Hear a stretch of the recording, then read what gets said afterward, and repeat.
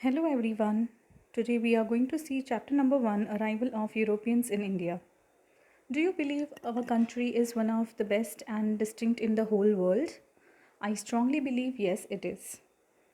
Because earlier our country was a land of wealth and it was one of the most prosperous country in the whole world. And that's the reason why people of various countries were attracted towards this prosperity and wealth.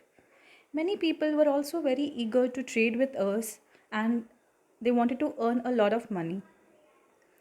That's why many of the merchants from various countries came to India through northwest through land route for the purpose of trading.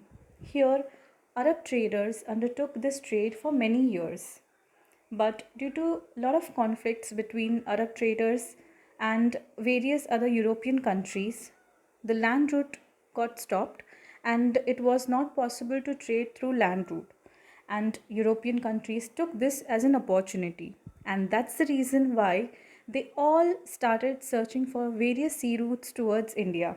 Now, this was like a race for many European countries. All were trying to make their way towards India for the trading, as we all know that Indian commodities like silk, cotton, muslin, indigo, etc. were very well known and were much in demand in entire European markets and European countries.